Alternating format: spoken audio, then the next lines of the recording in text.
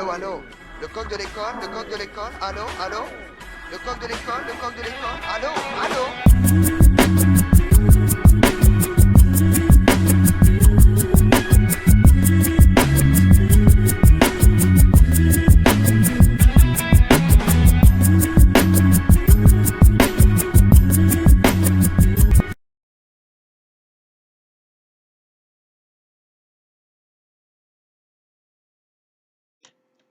What's good, Milwaukee? And salute to the rest of my state. Y'all know what it is, Wisconsin. Shout out to everybody else across the United States that mess with your boy Track Lacer. This is the Straight Outta Compton movie review. Um, I always tell y'all that I'm gonna try to keep something short. I told y'all I was gonna try to keep the video about Drake and Meek Mill short. That ended up being like 15, 16 minutes. I'm gonna try to keep this review short. I'm gonna try my best to keep it to 5, 6 minutes because to keep it real with you, this movie was so good that if I really get to rambling and talking about Straight Outta Compton, I'll mess around and do a 40-minute video. And I might start spoiling stuff and spoiling some of the plot and all that. And I don't want to do that. You definitely want to go see it. But let me just start off by saying that even DJ Yella, somebody that was actually in the group, the DJ of NWA, stated that when he saw the movie, he was surprised how good it was. It exceeded his expectations. And I think overall, I think that's how everybody is looking at it. I think when you look at movies like Ray did it good. Notorious was so I think when you get a real good music biopic movie and just almost bad kind of alright one, you really don't know what to expect. But they got it right with this. Um, First off, I'll say this. Let's start off by talking about the characters. First off, I say salute to O'Shea Jackson Jr., aka OMG. That's his rap name. He might not be a rapper anymore after this. He might try to act for real. And I'm kind of going in order of the three actors that they featured most prominently in the movie. I'm kind of going in order in their performance. So I'm gonna put O'Shea Jackson Jr. playing his father Ice Cube as number 3. Now, when I put him at number 3, that's not saying that he was alright. He was outstanding. Um, this isn't a 100% spoiler, but it's a little bit of a spoiler for the people who haven't seen it. But let me just put it this way: there's a scene when a certain type of thug gets on a school bus, and people, we talking about California. So you know what type of thugs is in California. It's two kind. And one of them got on the bus and kind of went off a little bit, but he went off kind of in a calm way.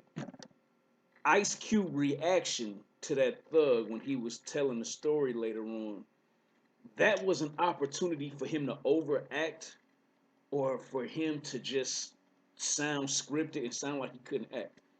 The way he told that story and how he experienced it is exactly how any of us who grew up in the inner city and saw something crazy like that happen, that's exactly how we would have told the story. So he was extremely believable. Um, Also, I like the way that the movie did this a lot, but it was really effective when they did this with O'Shea Jackson Jr. Sometimes when we have scenes where there's music, they would have the actual backtrack, the track backing of them just lip syncing an NWA song. Other times, it would actually be the actor acting as a rapper and actually saying the lyrics themselves. And when O'Shea Jackson Jr. did that, it was like it was just like there was a scene where he performed Gangsta Gangsta and he wasn't lip syncing, he was saying the lyrics himself. It seemed like it was Cube up there. So salute to O'Shea Jackson. Okay, the second actor I gotta shout out is from New Orleans, Wody. I don't know if you come from the 5th Ward or the 9th Ward. I don't know what ward you come from. But Jason Mitchell, I gotta salute you. Um, the reason I can salute him even more O'Shea Jackson Jr. grew up around show business. He grew up with a dad that's an excellent rap artist. Also happens that his dad also makes movies. So he had a lot of opportunity to learn and he could pick up on a lot of stuff. However, this cat who played Easy E, as far as I know, had never acted before in his life. And you wouldn't believe it from watching this movie. The opening scene, no spoilers again, the opening scene is phenomenal. In some theaters, from what I'm hearing, people were applauding the opening scene, and Jason Mitchell, aka Easy E, had everything to do with that because he sells the movie and he sells the character right out the gate. Um, Another thing that you will like about Jason Mitchell, the way he portrayed Easy E, is that you start to forget that he's a drug dealer. You start to forget that he's a womanizer. You actually start to forget that he's a gangster rapper. He does a couple things to remind you that he is, but for the most part, he comes off as a smart businessman, a dedicated businessman. And the thing that I think hit home the most with this film, why so many people like it and can relate to it, he really cared about his friends, these people that he was in this business with. Because later on in the movie, when he sees the success of his band members who left and went and did their own thing, he's not hating. You know what I'm saying? He's actually happy about it. So I think that shows a lot about his character. So salute to him, man. I would like to see him in more stuff, but brother, if this is the only thing that you ever act in for the rest of your life, New Orleans, stand up. And finally, my homie OG Arlie Archer, James had to point this out to me because I forgot. But I was telling people that as much praise as Easy E's character was getting, that I thought that the cat who played Dr. Dre just blew it out the park. I thought that he was the best actor in the movie. Come to find out, this young dude is actually trained. He's a Broadway actor. But when you watch the movie, as much as O'Shea Jackson Jr. looks like Ice Cube with it being his son, it's just uncanny and crazy how much this young dude looks like Dr. Dre. And not only does he look like him, but he got the voice.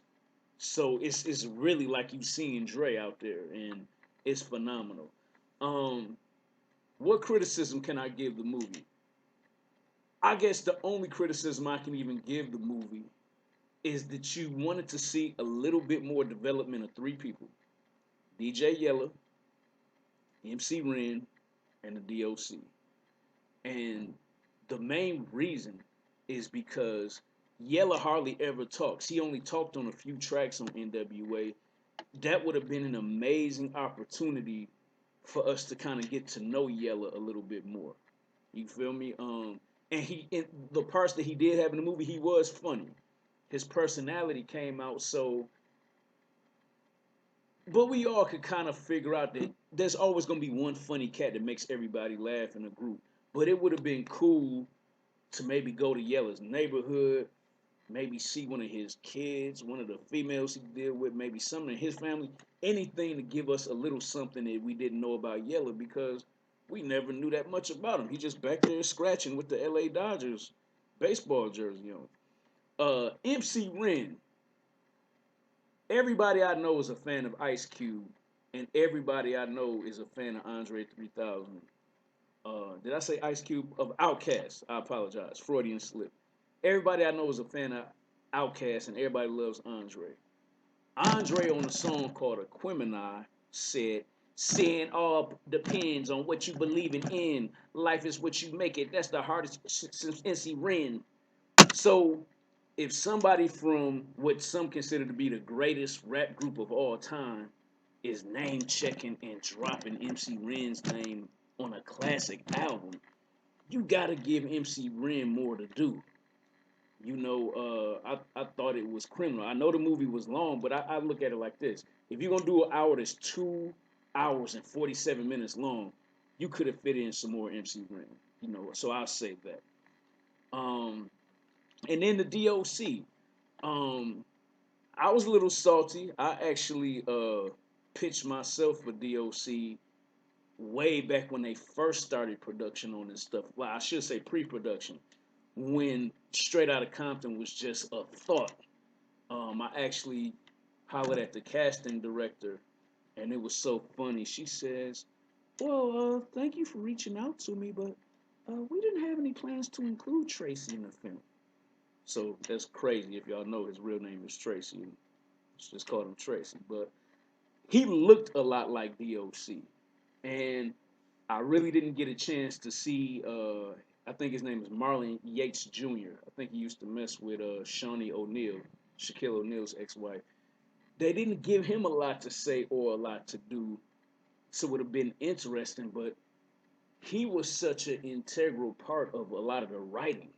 So if Ice Cube was complaining about I'm writing all these songs and I'm not getting credit, they should have had at least a few scenes where DOC was saying the same thing because he was behind the scenes. Even though he had a solo platinum album, a lot of people didn't know he wrote a whole bunch of stuff for Easy and later on for Snoop. So, but overall, I think that this movie really humanized so-called gangster rappers. It really gave you a sense of where F the police came from. Right now, I'm hearing the LAPD isn't too happy about their depiction, but come on, man, you cats was almost beating somebody to death on camera.